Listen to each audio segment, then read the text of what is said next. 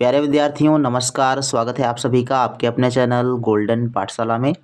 दोस्तों आज की इस वीडियो में national means cum merit scholarship exam के लिए सेट पेपर के अंतर्गत विज्ञान का मॉडल पेपर देखेंगे।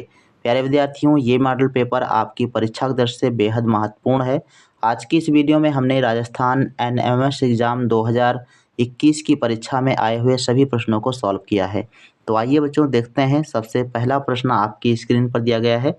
वीडियो अगर साफ ना दिखाई दे रहा हो तो वीडियो की क्वालिटी अपने यूट्यूब से ही बढ़ा लीजिए। 720 पिक्सल पर अगर आप देखेंगे तो बहुत ही अच्छा आपको दिखाई देगा। तो पहला प्रश्न 91 नंबर है। रबी फसल का उदाहरण है मक्का, सोयाबीन, गेहूँ या कपास। तो यहाँ पर आपका सही आंसर हो जाएगा ऑप्शन नंबर 3। गेहूँ जो है ये रबी की फसल है। बाकी मक्का, सोयाबीन, कपास ये सभी आपकी खरीफ की फसलें दी गई हैं।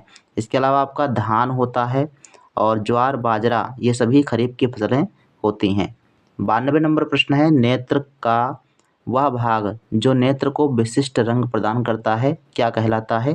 कार्निया, रेटिना, परितारिका या लेंस। तो नेत्र का वह भाग जो नेत्र को विशिष्ट रंग प्रदान करता है ये होता है बच्चों परितारिका, जिसे आइरिस भी कहा जाता है। ऑप्शन नंबर 3 इसका सही आंसर हो जाएगा। 93 नंबर प्रश्न बच्चों है। पादपों में खाद्य पदार्थों का परिवहन करता है जाइलम, फ्लोएम, रंध्र या मूलरोम। तो पादप में दो महत्वपूर्ण रूप से जो है ऊतक पाए जाते हैं। पहला ऊतक है आपका जाइलम जो जल का परिवहन करता है, पौधे के विभिन्न भागों तक जल को पहुंचाने का काम करता है। और फ्लोएम जो होता है ये पादपों में जो भोज्य पदार्थ पत्तियों के द्वारा बनाया जाता है उसको पौधे के विभिन्न भागों तक पहुंचाता है।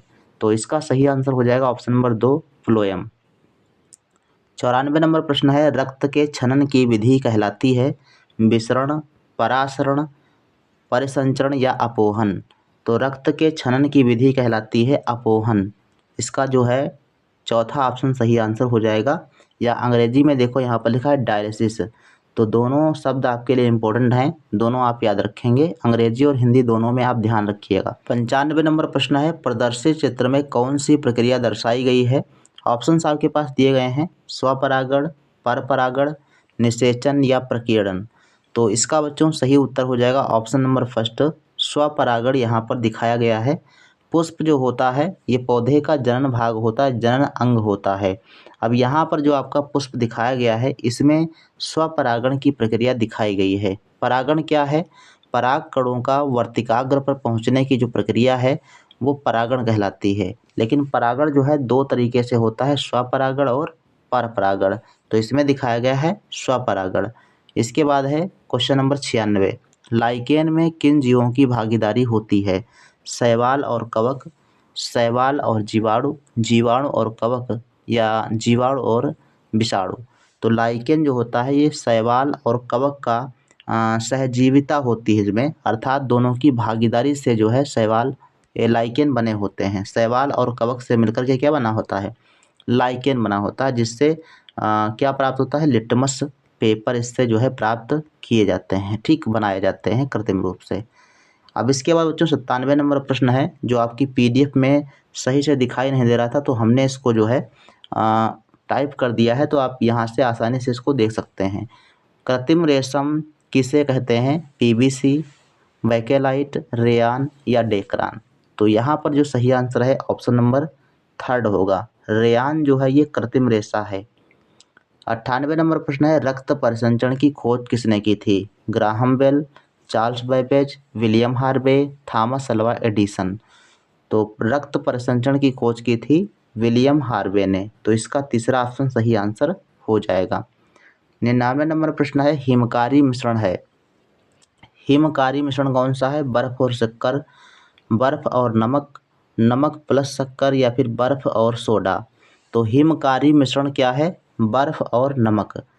तो दूसरा ऑप्शन इसका सही आंसर होगा। 100 नंबर प्रश्न कहता है कि फिनाफ्थलीन क्षारीय माध्यम में कौन सा रंग देता है? गुलाबी, नीला, पीला या फिर लाल। तो फिनाफ्थलीन जो होता है ये क्षारीय माध्यम में गुलाबी रंग प्रदान करता है। इसका पहला ऑप्शन अगर आपने टिक किया है तो बिल्कुल सही उत्तर है। 101 नंबर प्रश्न है। स्वतः दहन का उदाहरण है, यानी जो अपने आप जलता हो, कार्बन, फास्फोरस, पेट्रोल या डीजल। तो स्वतः दहन का उदाहरण इसमें दिया गया है फास्फोरस। फास्फोरस वायु के संपर्क में आकर जलने लगता है क्योंकि ये बहुत ही क्रियाशील होता है, तो इसलिए आपका दूसरा ऑप्शन सही आंसर हो जाएगा। 102 नंबर प्रश्न में दिया गया है कि निम्नलिखित कॉलम फर्स्ट तथा कॉलम सेकंड का मिलान कीजिए, कौन से विकल्प का मिलान सही नहीं है। तो कॉलम फर्स्ट इसमें इधर दिया गया है, इधर आपको कॉलम सेकंड दिया गया है। यहाँ पर मिलान करना है, यहाँ पर रासायनिक नाम दिए गए हैं और यहाँ पर रासायनिक सूत्र दिए गए हैं। तो कार्बन मोनोऑक्साइड, तो कार्बन मोनोऑक्साइड का सूत्र होता है CO, तो ये सही है। और जल का जो है HO2 दिया गया है, जबकि होता क्या है H2O होता है। क्या होता है H2O होता है। तो सही उत्तर तो आपको मिल गया। कार्बन डाइऑक्साइड CO2 होता है, यह सही है। सल्फर डाइऑक्साइड आपका SO2 होता है, ये भी आपका सही है। तो आपका सही आंसर हो जाएगा ऑप्शन नंबर दूसरा वाला, है ना। जल जो है ये H2O होता है, इसलिए ये इसका जो सूत्र दिया गया है ये सही मिलान नहीं है। ऑप्शन नंबर सेकंड सही आंसर हो जाएगा। 103 नंबर प्रश्न है, विद्युत की सहायता से एक धातु पर अन्य धातु की परत चढ़ाने की क्रिया को क्या कहते हैं। तो ये कहलाती है विद्युत लेपन। तीसरा ऑप्शन आपका सही आंसर हो जाएगा। तो धातुओं को संक्षारण से या उनके क्षणों से बचाने के लिए जो है उस पर अन्य धातु की जो है परत चढ़ा दी जाती है, जिससे धातुओं का संक्षारण नहीं होता है। ठीक, तो ये प्रक्रिया क्या कहलाती है, विद्युत लेपन। 104 नंबर प्रश्न कहता है कि आंवले में अम्ल पाया जाता है, आंवले में कौन सा अम्ल होता है, एस्कॉर्बिक अम्ल, साइट्रिक अम्ल, फार्मिक अम्ल या फिर एसिटिक अम्ल। तो आंवले में पाया जाता है एस्कॉर्बिक अम्ल, पहला ऑप्शन सही आंसर हो जाएगा। 105 नंबर प्रश्न है, विद्युत धारा का चुंबकीय प्रभाव किसके द्वारा खोजा गया था।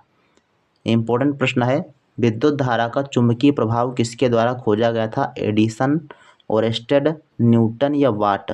तो ये खोजा गया था ओरेस्टेड के द्वारा, तो दूसरा ऑप्शन सही आंसर है। 106 नंबर प्रश्न है, मुकुलन पाया जाता है, तो मुकुलन किस में पाया जाता है, हाइड्रा, मेढक, अमीबा या कीट। तो मुकुलन विधि से जनन होता है हाइड्रा में, इसका पहला ऑप्शन सही आंसर हो जाएगा। मेढक जो है ये बाह्य निषेचन करता है, कैसे करता है, बाह्य निषेचन करता है। अमीबा जो है द्विखंडन विधि द्वारा जो है जनन करता है। 107 नंबर प्रश्न है, चक्रवात को जापान में कहते हैं, चक्रवात को जापान में क्या कहते हैं, हरिकेन, टॉर्नेडो, ट्विस्टर या टाइफून। तो चक्रवात को जापान में टाइफून कहा जाता है, इसका चौथा ऑप्शन सही आंसर हो जाएगा। और हरिकेन जो है ये कहाँ कहते हैं, तो हरिकेन जो है अमेरिका में हरिकेन कहा जाता है और टाइफून चीन और जापान में टाइफून कहते हैं। अगला प्रश्न है 108 नंबर, जंग का रासायनिक नाम क्या है। जंग का रासायनिक नाम Fe2O3, FeFeO या FeSO4। तो जंग का रासायनिक सूत्र यहाँ पर मतलब पूछ रहा है, तो पहला ऑप्शन सही आंसर हो जाएगा Fe2O3। ठीक, 109 नंबर प्रश्न है, मछलियाँ किस अंग से श्वसन करती हैं। तो मछलियाँ जो है श्वसन करने के लिए किस अंग का प्रयोग करती हैं, गिल्स, श्वसन रंध्र, त्वचा या फिर फेफड़े। तो मछलियों के अंदर होते हैं गिल्स, पहला ऑप्शन इसका सही आंसर हो जाएगा। और ये चलने के लिए या तैरने के लिए इनके अंदर होते हैं फिन्स, जिनको छोटे छोटे पंख होते हैं, जिनको फिन्स कहा जाता है। 110 नंबर प्रश्न है, अमाशय का पाचक रस किस माध्यम में कार्य करता है, अम्लीय, क्षारीय, उदासीन। तो ये अम्लीय माध्यम में कार्य करता है, पहला ऑप्शन सही है। 111 नंबर प्रश्न है, हरित ग्रह गैसें हैं, हरित ग्रह गैसें कौन कौन सी हैं। तो इसमें आपका हो जाएगा मीथेन और नाइट्रस ऑक्साइड, ये आपका हरित गैसें हैं। 112 नंबर प्रश्न है, थोड़ा सा वीडियो क्वालिटी अपने मोबाइल से बढ़ा लीजिएगा। 112 नंबर प्रश्न है, कौन सी हड्डी हाथ से संबंधित है, अर्थात हाथ में कौन सी हड्डी पाई जाती है। तो फीमर और टिबिया ये दोनों जो है पाई जाती हैं आपकी पैर में, और उपरोक्त सभी तो हो नहीं सकता है, तो ह्यूमरस आपका राइट आंसर हो जाएगा।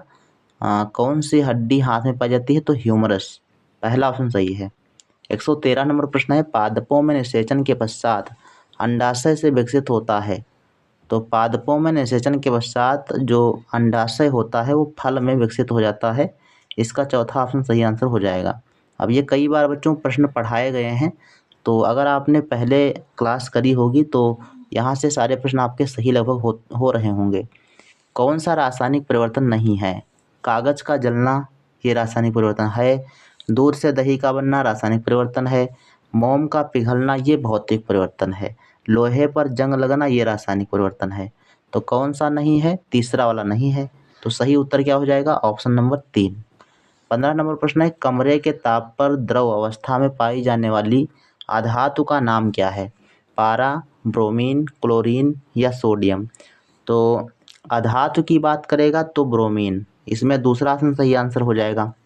अगर धातु की बात करेगा तो पारा हो जाएगा। तो इस क्वेश्चन का सही आंसर क्या है? Option number 2। 16 नंबर प्रश्न है, किसी समरूप कोशिका या अन्य जीवित भाग अथवा संपूर्ण जीव को कृत्रिम रूप से उत्पन्न करने की प्रक्रिया क्या कहलाती है? कायांतरण कहलाती है, क्लोनिंग, लैंगिक जनन या खंडन? तो ये बच्चों कहलाता है क्लोनिंग। इसका दूसरा ऑप्शन सही आंसर हो जाएगा।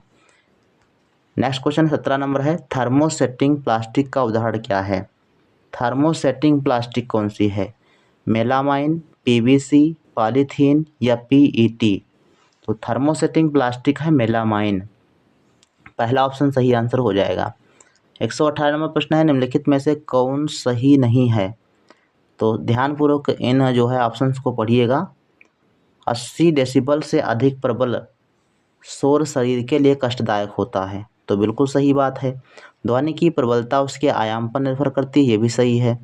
शेर की दहाड़ का तारत्व अधिक होता है और ढोल मंद आवृत्ति से कंपित होता है। तो यहाँ पर जो गलत दिया गया है वो तीसरा ऑप्शन है। शेर की जो दहाड़ है उसका तारत्व अधिक होता है, ये गलत है। शेर की दहाड़ का तारत्व कम होता है, इसीलिए उसकी आवाज़ जो होती है मोटी होती है। अगर तारत्व ज़्यादा होगी तो उसकी आवाज़ कैसी होगी? पतली होती है। जैसे मच्छर की भिनभिनाहट देखो तो उसका तारत्व अधिक होता है, इसलिए उसकी आवाज़ पतली होती है। तो यहाँ पर आपका राइट आंसर है ऑप्शन नंबर 3। 19 नंबर प्रश्न है, निम्नलिखित में से कौन घर्षण बढ़ाने वाली प्रक्रिया है? जूतों की तली खांचेदार बनाना, इससे घर्षण बढ़ेगा, सही है। वाहनों के ब्रेक प्रणालियों में ब्रेक पैडों का उपयोग करना, ये भी आपका सही है। कैरम बोर्ड पर महीन पाउडर छिड़कना, ये हम घर्षण को कम करने के लिए छिड़कते हैं। कबड्डी के खिलाड़ी हाथ पर मिट्टी जो है रगड़ते हैं, तो ये घर्षण बढ़ाने के लिए करते हैं। इसका सही आंसर है ऑप्शन नंबर 3। कैरम बोर्ड पर महीन पाउडर छिड़कना ये घर्षण को कम करेगा, ना कि बढ़ाएगा। तो तीसरा ऑप्शन सही आंसर है। 120 नंबर प्रश्न है, सूर्य से बढ़ती दूरी के अनुसार ग्रहों का क्रम क्या है? तो सबसे पहले आपका आता है बुध, उसके बाद शुक्र होता है, फिर आपका पृथ्वी आता है, फिर मंगल आता है, फिर बृहस्पति आता है, फिर शनि, अरुण और वरुण। तो ऐसे क्रम वाइज आप याद कर लीजिएगा। चौथा ऑप्शन इसका सही आंसर हो जाएगा। 121 नंबर प्रश्न है, प्रकृति में मृत जीवों से पेट्रोलियम निर्माण में निम्न परिस्थिति आवश्यक नहीं है। कौन सी परिस्थिति है जो आवश्यक नहीं है? वायु की अनुपस्थिति, ये तो जरूरी है। उच्च ताप, जल की उपस्थिति या उच्च दाब? तो यहाँ पर आपका सही आंसर 3 हो जाएगा, जल की उपस्थिति आवश्यक नहीं है। 22 नंबर प्रश्न है, तड़ित झंझा के समय ये करें। तो तड़ित झंझा के समय आप क्या कर सकते हैं? यानी अगर चक्रवात भूकंप आता है तो आप क्या कर सकते हैं? तो यदि आप वन में हैं तो छोटे वृक्षों के नीचे शरण ले सकते हैं।